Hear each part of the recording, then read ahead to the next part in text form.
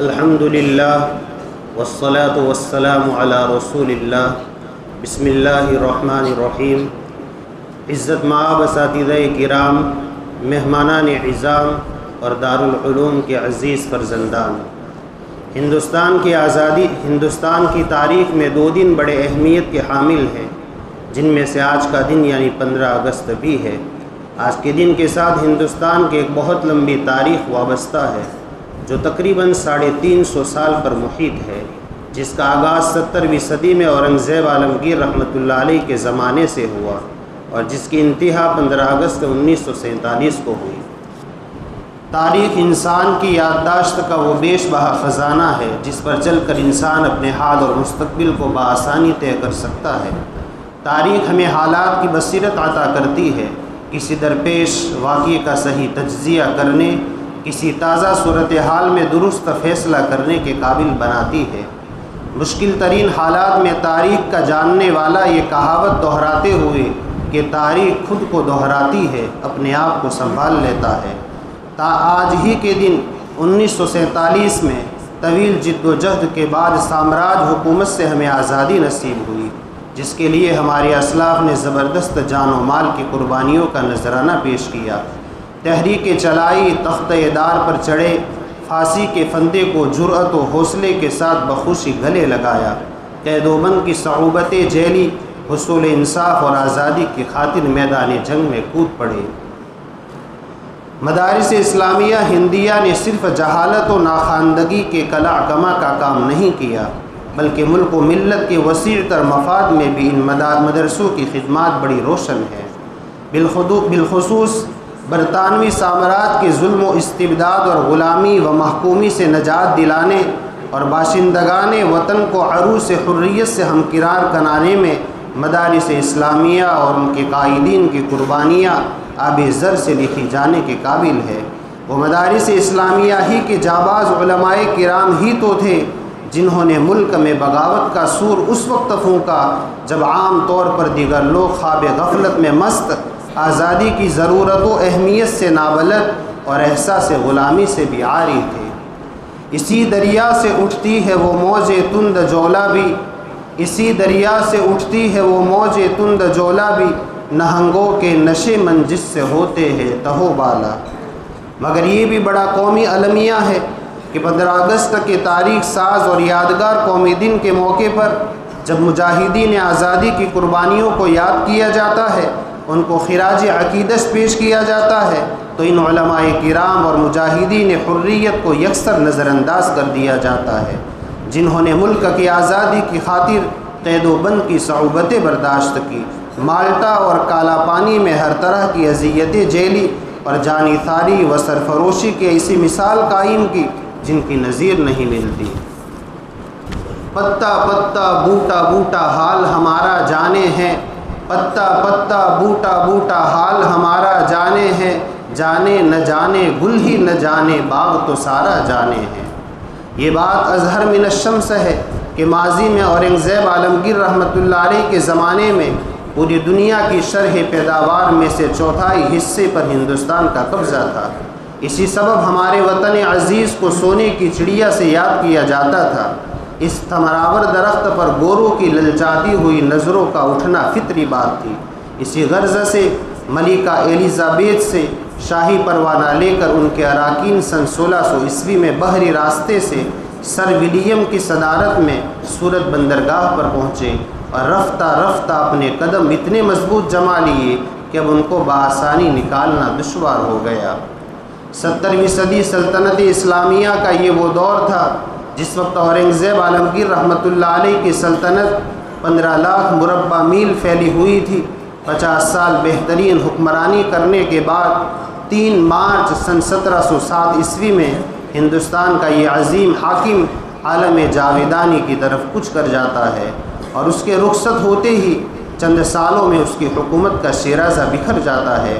سلطنت کا اقبال غروب ہونے لگتا ہے، ایک عظیم سلطنت چھوٹی چھوٹی ریاستوں میں بکھرنے لگتی ہے، مگر افسوس کہ کسی کے کان پر جوں تک نہیں رینگتی، آنکھوں پر غفلت کا پردہ پڑا رہتا ہے، لاپرواہی عام ہے، قوت ادراک مفقود ہے، بصارت و بصیرت معطل ہو چکے ہیں، لیکن اس عالم دیجور اور فضائے رنجور میں بھی ایک جلتا چراغ اور ایک چمکتا ستارہ نظر آتا ہے، جو بظاہر ایک معلم، مدرس اور صوفی ہے، لیکن اس کا دل حالات سے چھلنی ہے، آنکھیں اشکبار ہے، دل میں احساسات کا دریا موجزن ہے، افکار کا سمندر ٹھاٹھے مار رہا ہے۔ اس سے میری مراد امام الہند، محدث کبیر، صوفی کامل، مصنف بے مثال حضرت شاہ ولی اللہ محدث دہلوی رحمۃ اللہ علیہ ہے۔ ذرا اس دور کے علمی و عملی، اخلاقی و سیاسی احوال کا بھی جائزہ لیتے ہیں۔ وہ تاریخ کا تاریک ترین دور تھا۔ شاہ صاحب رحمۃ اللہ علیہ نے اورنگزیب عالمگیر رحمۃ اللہ علیہ سے شاہ عالم تک دہلی کے تخت پر 10 بادشاہوں کو چڑھتے اترتے دیکھا۔ امراء اور شہزادوں کا گلچھرے اڑانا، دوسری طرف سیاسی داو پیچ اور مکر و فریب، انتشار و اضطراب، نواب شیعوں کا تسلط اور ظلم و جبر، مراٹھوں کا زور اور جاٹوں کا اثر، سکھوں کی بغاوت اور نادر شاہ کا حملہ اور دہلی میں قتل عام، ایرانی امراء کی باغیانہ کوششیں اور اخیر میں انگریزوں کی للچاتی ہوئی نظریں اور تخت دہلی پر قبضہ کی تدبیریں، ان سب حوادث نے شاہ صاحب کو جھنجھوڑ کر رکھ دیا تھا۔ ان سب حالات کی ترجمانی کرتے ہوئے کچھ شاہ صاحب فرماتے ہیں، کأن نجوما اومزت فی الغیاہب، کأن نجوما اومزت فی الغیاہب، عیون الافاعی او رؤوس الاقارب۔ اس وقت ہندوستان میں مراٹھوں کا رعب و دبدبہ تھا۔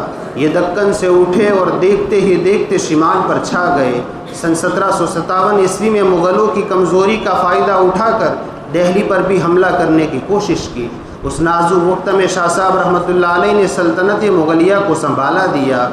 آپ کی کمال مردم شناسی کہ آپ کی نظر نجیب الدولہ جیسے غیور قائد اور والی افغان احمد شاہ ابدالی جیسے باہمیت حاکم پر پڑی۔ شاہ صاحب رحمۃ اللہ علیہ نے ایک طرف نجیب الدولہ سے رابطہ کر کے سلطنت دہلی کی اہمیت و افادیت سے آگاہ کیا، تو دوسری طرف احمد شاہ ابدالی کو مفصل خط لکھ کر ہندوستان کی صورتحال، بالخصوص مراٹھوں اور جاٹوں کا ذکر کر کے مسلمانوں کی مظلومیت کا دلدوز نقشہ کھینچ کر مغلوں کی مدد پر آمادہ کیا۔ آپ کی محنت رنگ لے آئی اور سن 1759 عیسوی میں احمد شاہ ابدالی نے ہندوستان کا قصد کیا اور 1 نومبر سن 1760 عیسوی میں پانی پت کے میدان میں مراٹھوں اور افغانوں کا مقابلہ ہوا اور مسلسل 2.5 مہینہ جنگ جاری رہی۔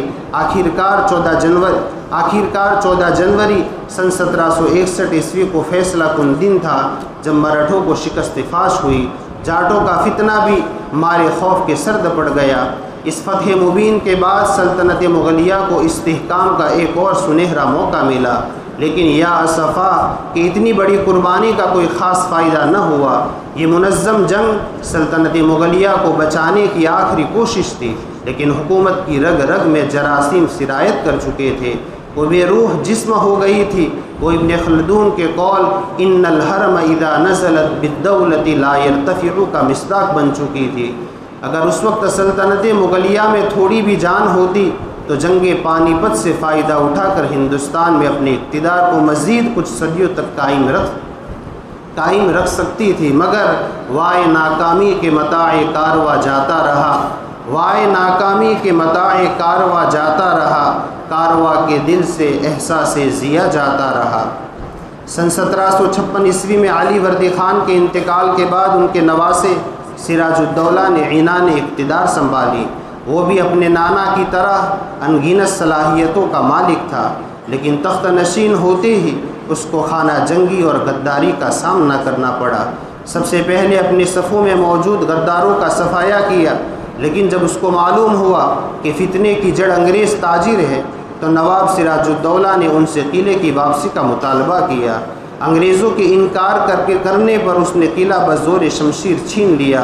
اس کامیابی کو یہ گورے کیسے برداشت کرتے؟ جیسے ہی مدراس میں موجود انگریزوں کو اس کا علم ہوا تو انہوں نے اپنے سپہ سالار کلائیوں کو کلکتہ بھیجا، جس نے آ کر خفیہ طور پر نواب کی فوج کے سپہ سالار میر جعفر سے ملاقات کی اور ایک معاہدہ کیا۔ اسی سازشی معاہدے کے نتیجے میں 23 جون سن 1757 عیسوی میں نواب بنگال سراج الدولہ اور انگریزوں کے درمیان پلاسی کے میدان میں جنگ ہوئی۔ مرشد آباد میں میر جعفر کی غداری کی وجہ سے نواب کی گرفتاری ہوئی اور بڑی بے بسی کے ساتھ جان دے دی، اور نوبت یہاں تک آئی کہ جس مرشد آباد سے نواب کی شاہانہ سواریاں قطار در قطار نکلا کرتی تھی، آج اسی شہر میں اس کی لاش کو ہاتھی کے ہودج میں ڈال کر پھیرائی گئی۔ ہندوستانیوں کی اس بڑی شکست کے بعد پورے صوبہ بنگال پر انگریزوں کا قبضہ ہو گیا۔ اب ایسٹ انڈیا ٹریڈنگ کمپنی کی تجارت کا دور ختم ہوا۔ اب وسیع و عریض خطہ ہاتھ آنے کی وجہ سے حکومت کا دور شروع ہوا۔ یہ انگریزوں کے مقابلے میں مسلمانوں کی باقاعدہ پہلی بڑی شکست تھی، جس نے ہندوستان کا ایک بہت بڑا محاذ ختم کر دیا۔ بنگال اور بکسر میں کامیابی کے بعد انگریزوں کے حوصلے اور بلند ہو گئے، لیکن ابھی وہ بنگال کی کامیابی پر جشن منا رہے تھے کہ جنوب ہند میں 1782 میں اور ایک طاقت ابھری جس نے ان کی نیند حرام کر دی، جس کے عزائم نے ان کو زبردست جھٹکا دیا۔ اس طاقت کے ہیرو شیر میسور سلطان ٹیپو شہید رحمۃ اللہ علیہ تھے۔ سلطان جذبہ جہاد و آزادی، وطن دوستی، غیرت و حمیت اسلامی کی وجہ سے انگریزوں کی راہ کے سب سے بڑا پرخطر روڑا تھے۔ اپنے مقصد کی تکمیل میں سلطان کو سب سے بڑی رکاوٹ سمجھتے تھے۔ سامراجیت کی پوری تاریخ میں انہوں نے ٹیپو رحمۃ اللہ علیہ سے زیادہ خطرناک رنگ میں کسی کو پیش نہیں کیا، اور نہ کسی سے اپنی نفرت و خوف کا اتنا اظہار کیا۔ سن 1782 عیسوی میں جب سلطان ٹیپو شہید رحمۃ اللہ علیہ گوروں کا حریف بن کر سامنے آئے، انہوں نے اقتدار سنبھالنے کے بعد انہوں نے جو پہلی تقریر کی اس میں یہ الفاظ تھے: میرا فرض ہے جب تک زندہ رہوں وطن کی حفاظت اور آزادی کے لیے لڑتا رہوں۔ سلطان سے خوف کھا کر انگریزوں نے مراٹھوں اور نظام کو اپنا اتحادی بنا لیا۔ مجاہد حریت سلطان ٹیپو شہید رحمۃ اللہ علیہ نے جس شخص کو اپنا سمجھا، مگر افسوس وہ اپنا نہیں تھا۔ مراٹھوں اور نظام دونوں کا مذہب الگ الگ تھا، دونوں کا نعرہ بھی الگ الگ تھا، لیکن خود غرضی کے مندر میں دونوں ایک ہی طرح کے پجاری تھے، دونوں ایک ہی دیوی یعنی اقتدار کے پرستار تھے۔ سلطان نے نظام کو اس اتحاد سے دور رکھنے کی کوشش بھی کی، لیکن نظام نے بجائے توبہ کر کے مراٹھوں کے ساتھ مل کر سلطنت خداداد پر فوج کشی کر لی اور منہ کی کھائی۔ پہلی جنگ میں سلطان اپنوں کی غداری کی وجہ سے صلح پر مجبور ہوتا ہے۔ سلطان دوبارہ نظم و نسق میں مصروف ہو جاتا ہے، لیکن انگریز معاہدہ کا فائدہ اٹھا کر سلطان کو غفلت میں رکھ کر فوج کشی کرتا ہے۔ حیدرآبادی فوج بھی شامل ہوتی ہے۔ دوسری طرف وزراء اور عمراء خوشگوار مستقبل کی لالچ میں سلطان سے غداری کرتے ہیں۔ اس غداری کی وجہ سے انگریز بغیر کسی مزاحمت کے دارالسلطنت تک پہنچ جاتے ہیں، اور غداروں کی رہنمائی میں مکمل قلعے کا محاصرہ کر لیتے ہیں۔ 4 مئی 1799 عیسوی کا دن ہے۔ یہ بطل حریت قلعے کی فصیلوں کا معائنہ کرتا ہے۔ اسی دوران ان کے ایک وفادار کی شہادت کی خبر ملتی ہے۔ فوراً اپنی تلوار اور 2 نالی بندوق سنبھالتے ہیں اور یہ کہتے ہوئے کہ ہم بھی کچھ دیر کے مہمان ہیں، گھوڑے پر سوار ہوتے ہیں۔ دشمنوں کی طرف بڑھتے ہوئے راستے میں نمک حرام اور ضمیر فروش وزراء ملتے ہیں۔ ان پر حسرت بھری نگاہ ڈالتے ہوئے گویا ہوتے ہیں کہ تمہاری غداری کی نحوست کا بوجھ تمہاری اولاد کو اٹھانا پڑے گا۔ ادھر میر صادق انگریزوں کو خبر بھیجتا ہے کہ سلطان قلعے سے نکل چکے ہیں۔ اب کیا تھا، سلطان اور ان کی فوج انگریزوں کے روبرو ہوتے ہیں۔ شیر میسور سلطان ٹیپو شہید رحمۃ اللہ علیہ بڑی بہادری کے ساتھ مدافعت کرتے ہیں، برابر بندوق سے انگریزوں پر حملہ بول رہے ہیں، اور 2 گولیاں سلطان کو لگ چکی ہے، گھوڑا بھی زخمی ہو کر بیٹھ چکا ہے۔ اس وقت ان کا خادم کہتا ہے کہ اگر اب بھی سلطان اپنی جان کی حفاظت کے لیے ہتھیار ڈال دے تو جاں بخشی ہو جائے گی۔ اس وقت سلطان نے جو جواب دیا وہ ہمیشہ تاریخ میں یاد رکھا جائے گا۔ فرمایا، گدڑ کی 100 سالہ زندگی سے شیر کی زندگی کا ایک دن بہتر ہے۔ یہ تاریخی جملہ کہتے ہوئے دشمن کی فوج میں گھس جاتے ہیں۔ دوپہر سے غروب تک برابر لڑتے رہتے ہیں۔ سلطان کے دل اور کن پٹی پر گولی لگتی ہے، زمین پر گر جاتے ہیں، اور عین غروب آفتاب کے وقت آفتاب حریت بھی ہمیشہ کے لیے غروب ہو جاتا ہے۔ انا للہ و انا الیہ راجعون۔ اور ان کے محبین سماق اکبر آبادی کے الفاظ میں نم آنکھوں کے ساتھ الوداعی سلام پیش کرتے ہیں۔ اے شہید مرد میدان وفا تجھ پر سلام، اے شہید مرد میدان وفا تجھ پر سلام، تجھ پہ لاکھوں رحمتیں لا انتہا تجھ پر سلام۔ ہند کی قسمت میں ہی رسوائی کا سامان تھا، ورنہ تو ہی عہد آزادی کا ایک عنوان تھا۔ اپنے ہاتھوں خود تجھے اہل وطن نے کھو دیا، آہ کیسا باغ باشان چمن نے کھو دیا۔ سلطان کی شہادت اور سلطنت خداداد کا سقوط انگریزوں کی بہت بڑی کامیابی تھی، اور اسی دن سے ان کو جرأت ہوئی کہ ہندوستان پر اپنا دعویٰ کر سکے۔ چنانچہ جنرل ہیرس نے جب سلطان کی شہادت کا علم ہوا تو سلطان کی لاش پر آ کر کے کہا، آج سے ہندوستان ہمارا ہے۔ سلطان ٹیپو رحمۃ اللہ علیہ کی شہادت کے بعد سیاسی افق پر صرف مراٹھوں کی طاقت رہ گئی تھی۔ انگریزوں نے 1803 عیسوی تک ان کو بھی بے دخل کر دیا۔ مراٹھوں کو کچلنے کے بعد دہلی کی طرف متوجہ ہوئے۔ سن 1799 تا 1857 تک مغلوں کی برائے نام حکومت چلتی رہی۔ 1857 عیسوی میں آخری مغل بادشاہ بہادر شاہ ظفر کو معزول کر کے رنگون میں قید کر دیا اور لال قلعے پر اپنا جھنڈا لہرا دیا، اور رنگون میں سلطنت مغلیہ کا یہ آخری چراغ انتہائی کسم پرسی کی حالت میں بجھ گیا اور جاتے ہوئے کہہ گیا، کتنا ہے بد نصیب ظفر دفن کے لیے، کتنا ہے بد نصیب ظفر دفن کے لیے، 2 گز زمیں بھی مل نہ سکی کوئے یار میں۔ 18ویں صدی کے وسط میں سکھوں نے پنجاب میں اہم سیاسی طاقت حاصل کر لی تھی۔ احمد شاہ ابدالی کی وفات پر شمالی ہندوستان میں سکھ ہی اصل طاقت تھے۔ اب پنجاب میں مسلمان ایک ایسی غلام قوم کے افراد تھے جس سے حاکموں کی قدیم سیاسی رقابت بھی تھی اور شدید مذہبی نفرت بھی۔ سن 1799 عیسوی میں رنجیت سنگھ نے ایک ایک کر کے وہ تمام ریاستیں اور صوبے جو خود مختار سکھ سرداروں اور مسلمان حکمرانوں کے پاس تھے فتح کر لیے۔ سکھوں نے مسلمانوں پر مظالم ڈھانا شروع کر دیے، کسی کے پاس روٹی کا ایک ٹکڑا نہ رہا، شہر میں مکانات کو آگ لگا دی گئی اور سب کچھ لے لیا گیا، سینکڑوں آدمی برہنہ کر دیے گئے، عورتوں کے ساتھ وحشیانہ سلوک کیا گیا، بہت سی شریف عورتوں نے کنوؤں میں کود کر جان دی اور عزت بچائی، غرض ہر ایک امیر و غریب ایسا لوٹا کہ پارہ نان کا محتاج ہو گیا۔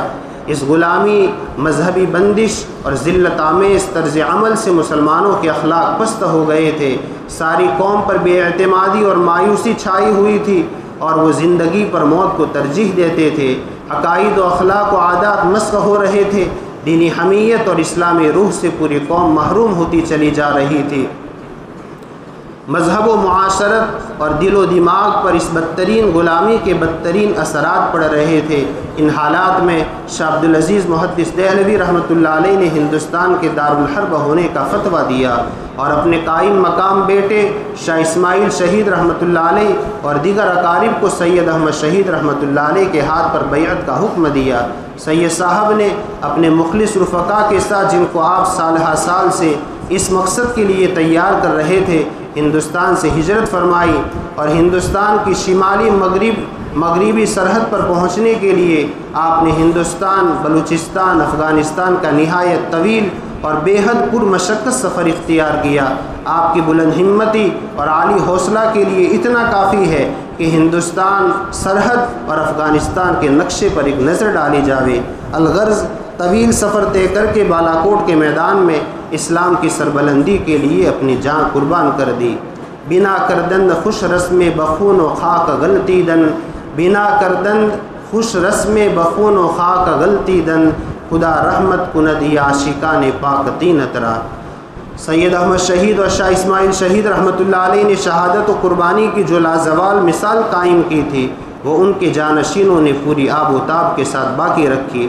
مولانا ولایت علی اور ان کے بھائی مولانا عنایت علی نے صوبہ بہار کے شہر پٹنہ میں صادق پور کے علاقے میں ایک مرکز قائم کیا۔ مولانا ولایت علی تحریک صادق پور کے امیر تھے۔ اس تحریک کے متعلق ولیم ہنٹر کا بیان ہے کہ پٹنہ کے خلفاء انگریز کافروں کی حکومت کو تباہ کرنے میں ہماتن مصروف تھے۔ سن 1845 عیسوی میں انگریزوں نے محاصرہ کر کے مولانا ولایت علی اور عنایت علی کو گرفتار کر لیا۔ صلح کے بعد رہائی ہوئی۔ کچھ دنوں پٹنہ میں قیام کر کے دوبارہ پھر جنگ آزادی کی بھٹیوں کو گرم کیا۔ انگریزوں کے خلاف ابتدائی حملے کامیاب رہے۔ مصارف جنگ کے لیے ہر گھر پر ضروری تھا کہ روزانہ ایک مشت غلہ الگ کر کے ہفتے کا غلہ مرکز تک پہنچائے، لیکن 1857 کے عام غدر کے بعد راستے پرخطر ہو گئے۔ اور امداد کا سامان منتقل کرنا مشکل ہو گیا۔ مسلسل فاقہ کشی نے حالت تباہ کر دی۔ درختوں کی کمپلوں اور پتوں سے اصحاب صفہ کی سنت ادا ہونے لگی۔ یہ وقت تھا کہ اگلی امت مستر ہو کر متا نصر اللہ پکار اٹھی تھی، لیکن ان صبر و استقامت کے پہاڑوں نے پورے صبر و تحمل کے ساتھ راضی برضا رہتے ہوئے اللہم بالرفیق الاعلیٰ سے زبان کو تر کرتے ہوئے اس سجن المؤمنین سے جنت مقیم کی طرف رحلت فرمائی۔ 1857 کے عام غدر کے بعد مظالم کا ایسا دور تھا کہ جو بھی مجاہدین آزادی کے حق میں کلمہ خیر کہتا اس کو گرفتار کر لیا جاتا۔ مسٹر ہنٹر کا بیان ہے کہ اس دور میں ہم نے بہت سے قیدیوں کو عمر قید کی سزا دی۔ بقول مولانا جعفر صاحب 1872 تک پٹنہ اور بنگال میں بے قصوروں کی گرفتاری کا سلسلہ جاری رہا۔ 1870 میں سفینہ حکومت کے ناخداؤں نے تحریک صادق پور کے سبب بنگال کے مسلمانوں کی تمام جاگیر و املاک جو رقبے میں صوبہ بنگال کی چوتھائی تھی ضبط کر لی۔ تحریک صادق پور ختم کرنے میں ان گوروں کا جو کچھ نقصان ہوا تھا وہ تنہا امیر خان کی غیر معمولی جائیداد ضبطی سے وصول کر لیا، اور علماء صادق پور کی جائیدادوں سے ضبطی جو ہوئی، جو کچھ حاصل ہوا وہ سود در سود تھا۔ مولانا یحییٰ صاحب صادق پوری کی گرفتاری کے بعد مولانا احمد اللہ صادق پوری کو گرفتار کر لیا گیا، تمام جائیداد ضبط کی گئی، بچوں اور عورتوں کو گھروں سے نکالا گیا، احاطہ صادق پور کے تمام مکانات خالی کر کے مسمار کر دیے گئے، تمام جائیداد لوٹ کر نیلام کر دی گئی، قبرستان سے قبریں تک اکھاڑ کر بے حرمتی کی گئی، ایک نہایت قیمتی اور نادر کتب خانہ تھا وہ ضبط کر کے برباد کر دیا گیا، اور یہ تمام خانہ ویرانی ٹھیک عید کی صبح کو شروع ہوئی۔ مولانا احمد اللہ صاحب کے بڑے صاحبزادے حکیم عبدالحمید اس درد کو منظوم انداز میں بیان کرتے ہیں۔ کنم الحال مختصر مرکوم ماجرائے عیال مظلوم، چو شب عید را سحر کردن ہمارا از مکہ بدر کردن۔ ان سب مظالم کے بعد جب مولانا کی پھانسی کا حکم سنایا گیا تو آپ کی کیفیت قابل دید تھی، انتہائی زیادہ مسرور اور خوش نظر آ رہے تھے۔ حضرت خبیب رضی اللہ تعالیٰ عنہ کا یہ شعر بار بار پڑھ رہے تھے، وَلَسْتُ أُبَالِي حِينَ أُقْتَلُ مُسْلِمًا وَلَسْتُ أُبَالِي حِينَ أُقْتَلُ مُسْلِمًا عَلَىٰ أَيِّ شِقٍّ كَانَ فِي اللَّهِ مَصْرَعِي۔ 1857 میں اگرچہ دستوری اور آئینی طور پر حکومت بدل چکی تھی، ایسٹ انڈیا کمپنی کا واسطہ ختم ہو کر براہ راست تاج برطانیہ کی حکومت قائم ہو گئی تھی، مگر حکمران وہی تھے، مشین کے پرزوں میں کوئی تبدیلی نہیں ہوئی تھی، یعنی وہی سفید فام درندے اقتدار کے مالک تھے اور وہی سیاہ فام ہندوستانی خصوصاً مسلمان ان کے شکار تھے۔ ان سفید فام متعصب درندوں کی زبان تو آئینی تھی، مگر خود غرضی اور خود پسندی کو قانون کی شکل دے دی جاتی تھی۔ مولانا جعفر صاحب فرماتے ہیں کہ انڈمان لے جاتے ہوئے ہمارے جسموں پر تقریباً آدھا من لوہا تھا، جس کی وجہ سے ہم اپنی جگہ سے ہل بھی نہیں سکتے تھے، اور طبعی ہوائج اپنی ہی جگہ پر کرتے تھے۔ باوجود پانی کی کثرت کے ہمارے اوپر دریا کا پانی بند تھا، تیمم کر کے ہم لوگ نماز ادا کرتے تھے۔ جہاز ایک دن ایسی جگہ پہنچا جہاں دریا میں سخت طوفان تھا، سب قیدیوں کو ایک کمرے میں بند کر دیا گیا، ہر ایک کو دوران سر اور قے جاری تھی، ساری نجاست نے اس کمرے میں جمع ہو کر ایک تالاب کی شکل اختیار کر لی تھی، اسی حالت میں نماز 5 وقت ادا کرنی پڑتی تھی۔ مولانا جعفر تھانے سری اپنے شہر کے نمبردار باوضع رئیس تھے، پیشہ بھی اعلیٰ، یعنی قانون دانی اور مقدمات کی پیروی اور عرضی نویسی۔ مولانا تھانے سری خود لکھتے ہیں کہ 20 آدمی میری رعیت تھے، ہر کام کے لیے میرے گھر میں نوکر چاکر تھے، ایسے شریف اور رئیس آدمی کے لیے معمولی دھمکی ہی کافی تھی، مگر آفرین صدافرین کہ پہلے دن کی خوشامد اور اگلے دن کی مار پیٹ اس کوہ استقلال کے پائے استقامت میں لغزش پیدا نہ کر سکی۔ قیدیوں کے ساتھ بدسلوکی میں سارے عالمی قانون بالائے طاق رکھ دیے گئے تھے، ہر ایک کو علیحدہ کوٹھری میں بند کر دیا جاتا، جو مشکل سے 5 فٹ لمبی اور 4 فٹ چوڑی ہوتی تھی۔ دن میں اس کا دروازہ صرف ایک ہی مرتبہ کھولا جاتا۔ مولانا جعفر صاحب لکھتے ہیں کہ کھانے میں صرف 2 روٹی جس میں مٹی اور بالو ملی ہوئی ہوتی، اور ایسا سالن جس میں صرف ڈنٹھل ہوتے دیا جاتا۔ بھوک کا اس قدر عالم ہوتا تھا کہ 2 روٹی ناکافی ہوتی، جیل میں جس قدر گاس تھی ماں جڑ اکھاڑ کر قیدی کھا جاتے، ہر طرف ہائی بھوک کا شور ہوتا تھا، تمام ضابطے اور قانون بالائے طاق رکھ دیے گئے تھے، جو کارروائیاں کی گئی اس کو دیکھ کر غیر جانبدار انگریز بھی انگشت بدندہ ہوتے۔ رسمی مقدمات کی پیروی کرنے کے بعد یہ انگریز نے آپ کی پھانسی کا حکم صادر کیا تو اس وقت مولانا تھانوی سری نے جواب دیا کہ جان لینا اور دینا اللہ کا کام ہے۔ اس کے کچھ ہی دنوں کے بعد وہ افسر ایک ناگہانی موت میں فوت ہو گیا۔ مولانا تھانوی سری اور ان کے دوسرے رفقا کو جب پھانسی کی سزا سنائی گئی تو یہ صبر و استقامت کے پہاڑ اتنے خوش ہوئے کہ ان گوروں کو اپنا حکم بدلنا پڑا اور پھانسی کو حبس دوام میں تبدیل کرنا پڑا۔ تحریک آزادی سن 1857، یہ تحریک مسلمانوں نے سید الطائفہ حاجی امداد اللہ مہاجر مکی رحمۃ اللہ علیہ کی قیادت میں چلائی تھی تاکہ غیر ملکی اقتدار سے نجات پا کر اسلامی تہذیب و تمدن کا احیاء کیا جا سکے۔ جس زمانے میں کانگریس اور قومی تحریکات کا وجود نہ تھا، اس تحریک کے روح روا مولوی احمد شاہ مدراسی، مولانا فضل حق خیرآبادی، مولانا رحمت اللہ کیرانوی سن 1857 کے ان ممتاز مجاہدین میں سے ہے جن سے سخت دشمنی کے باوجود انگریزوں نے ان کی بے حد تعریف کی ہے۔ میلیسن ایک انگریز لکھتا ہے کہ اگر محب وطن اسے کہتے ہیں جو اپنے وطن کی برباد شدہ آزادی کے حصول کے لیے سازشیں کرے اور لڑے تو یقیناً مولوی ایک سچا محب وطن تھا۔ وہ ان اجنبیوں کے خلاف بلند ہمتی سے لڑتا رہا جو ان کے وطن پر مسلط ہو گئے تھے۔ مولانا فضل خیرآبادی نے انگریزوں کے خلاف فتویٰ مرتب کرایا جس پر علماء دہلی سے دستخط لیے اور یہی فتویٰ مولانا کی گرفتاری کا سبب بنا اور آپ کے لیے حبس دوام کا حکم صادر ہوا۔ ان کی کتابیں اور جائیداد، مال و متاع، اہل و عیال کے رہنے کا مکان، غرض ہر شے کو ضبط کر لیا گیا۔ جنگ آزادی کی یہ کوشش ناکام ہو گئی تو انگریزوں کے قہر و غضب کا خصوصی نشانہ مسلمان بنے۔ ہلاکت خیزی اور سفاکی کا مظاہرہ کیا گیا اور لاکھوں مرد و عورت، بچے بوڑھے گولیوں کا نشانہ بنے۔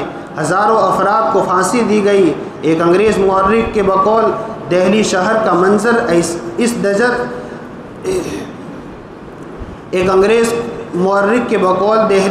منظر اس قدر ہیبت ناک اور لرزہ خیز تھا کہ گھوڑے بدک رہے تھے اور نتھنے پھلا رہے تھے کیونکہ پوری فضا بیماری اور لاشوں کے سڑنے سے بدبو سے لبریز تھی۔ ایک مورخ لکھتا ہے کہ 27,000 اہل اسلام نے پھانسی پائی، 7 دن برابر قتل عام رہا، اس کا حساب نہیں۔ بچوں عورتوں سے جو سلوک کیا گیا وہ بیان سے باہر ہے، جس کے تصور سے دل دہل جاتا ہے۔ چوک جس کو کہے وہ مقتل ہے، گر نمونہ بنا ہے زندہ کا، شہر دہلی کا ذرہ ذرہ خاک، تشنہ خون ہے ہر مسلمان کا۔ مجاہدین آزادی کو طرح طرح کی جسمانی و روحانی اذیتیں دی گئی، معاش کے دروازے بند کر دیے گئے، انہیں ہر حیثیت سے ذلیل و خوار بنانے کی کوشش کی گئی، لیکن یہ ساری کوششیں ناکام رہی اور مسلمان اپنی تہذیب و تمدن اور مذہب و ایمان سے علیحدہ ہونے کو تیار نہیں ہوئے۔ تحریک ریشمی رومال، یہ تحریک انگریزوں کے خلاف عملی جہاد کرنے اور ہندوستان سے انہیں نکال باہر کرنے کے لیے قائم ہوئی تھی۔ اس تحریک کے سرخیل متعدد علماء اور دانشوران تھے، لیکن شیخ الہند رحمۃ اللہ علیہ اس تحریک کے روح روا تھے۔ انگریزوں سے نفرت آپ کے دل و دماغ میں کوٹ کوٹ کر بھری ہوئی تھی۔ شیخ الہند رحمۃ اللہ علیہ نے